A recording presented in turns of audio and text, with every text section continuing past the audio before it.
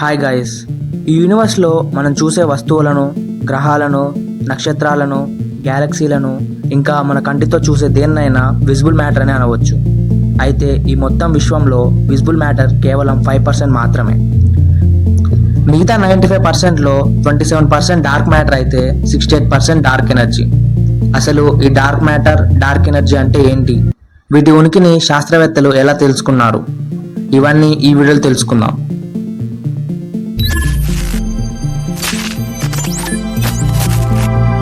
ముందుగా మనం dark energy గురించి తెలుసుకుందాం. ఈ డార్క్ ఎనర్జీ అనే కాన్సెప్ట్ 1990sలో వచ్చింది. శాస్త్రవేత్తలు టైప్లా అనే సూపర్నోవాని అబ్జర్వ్ చేయగా వాళ్ళను ఒక విషయం ఆశ్చర్యానికి గురి చేసింది. నార్మల్గా అయితే సూపర్నోవా ఎక్స్ప్లోజన్ జరిగాక దాని నుండి ఎనర్జీ రిలీజ్ అయ్యి ఆ పాయింట్ నుండి ఎక్స్పాండ్ అవుతుంది. కొంచెం సమయం తర్వాత గ్రావిటీ కారణంగా ఎక్స్పాన్షన్ స్పీడ్ స్లో అయి క్రమక్రమంగా తగ్గిపోతుంది. కానీ దీనికి భిన్నంగా అది స్లో కాకుండా ఇంకా యాక్సిలరేట్ అవుతూ స్ప్రెడ్ అవుతుంది. ఇలాగే బిగ్ బ్యాంగ్ ఎక్స్ప్లోజన్ తర్వాత కూడా యూనివర్స్ ఎక్స్పాన్షన్ రేట్ స్లో కాకుండా ఇంకా వేగంగా స్ప్రెడ్ అవుతుంది. ఇలా గ్రావిటీకి ఆపోజిట్ గా ఏదో ఒక ఫోర్స్ లేకపోతే యూనివర్స్ ఇంత వేగంగా స్ప్రెడ్ అవ్వదు. ఈ ఫోర్స్ నే సైంటిస్టులు డార్క్ ఎనర్జీ అని అంటున్నారు. ఈ డార్క్ ఎనర్జీని సైంటిఫిక్ గా ఎక్స్ప్లెయిన్ చేయాలంటే కాస్మాలజీలో ఈక్వేషన్ ఆఫ్ స్టేట్ ని ప్రెషర్ ఈక్వల్ టు రో పీసీ స్క్వేర్. ఇక్కడ రో అంటే ఎనర్జీ డెన్సిటీ, సి అంటే స్పీడ్ ఆఫ్ లైట్, డబ్ల్యూ అంటే ఈక్వేషన్ ఆఫ్ స్టేట్ పారామీటర్. అయితే ఐన్స్టీన్ ప్రకారం ఎప్పుడైతే డబ్ల్యూ -1కి ఈక్వల్గా ఉంటుందో దానిని కాస్మాలజికల్ కాన్స్టాంట్ అని అంటాం.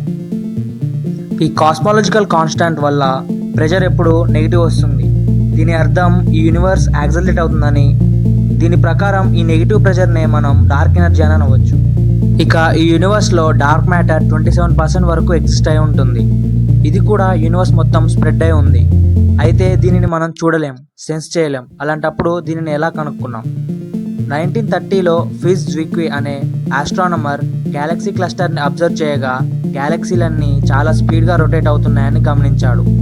అలాగే 1970లో వెరా రూబిన్ అనే సైంటిస్ట్ స్పైరల్ గ్యాలక్సీని స్టడీ చేసి ఈ విషయాన్ని కన్ఫర్మ్ చేసింది. గ్యాలక్సీకి చివరిలో ఉన్న స్టార్స్ కూడా గ్యాలక్సీకి మధ్యలో ఉన్న స్టార్స్తో సమానంగా తిరుగుతున్నాయి. అప్పుడు ఈ యూనివర్స్లో కేవలం విజిబుల్ మ్యాటర్ అనేదే ఉంటే ఆ స్పీడ్తో స్టార్స్ గ్యాలక్సీ నుండి విడిపోవాలి. కానీ అవి స్టేబుల్గా ఉన్నాయి.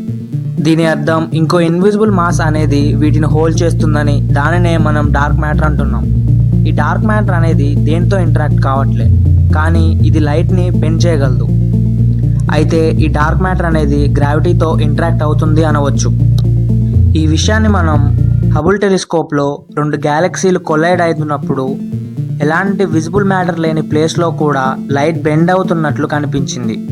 ఇలా ఈ విషయాన్ని కన్ఫర్మ్ చేసుకున్నారు. కానీ అసలు ఈ డార్క్ ఎనర్జీ, డార్క్ మ్యాటర్లో ఏముంటుంది? వీటి అస్తిత్వం ఏంటి? ఇవి ఐన్స్టీన్ చెప్పిన కాస్మాలజికల్ కాన్స్టాంట్సా లేక టైంతో వేరీ అయ్యే డైనమిక్ ఫీల్డ్సా అన్న వాటి గురించి ఎలాంటి సమాధానాలు లేవు. ఈ డార్క్ ఎనర్జీని, డార్క్ మ్యాటర్ని స్టడీ చేయడానికి ఫ్యూచర్లో Nancy Grace Roman space telescope, Euclid mission లాంటి అనేక మిషన్స్ రాబోతున్నాయి.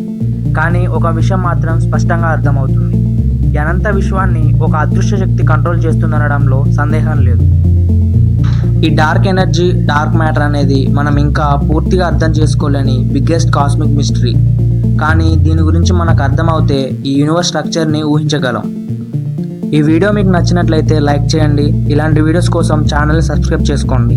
Thanks for watching. జై హింద్.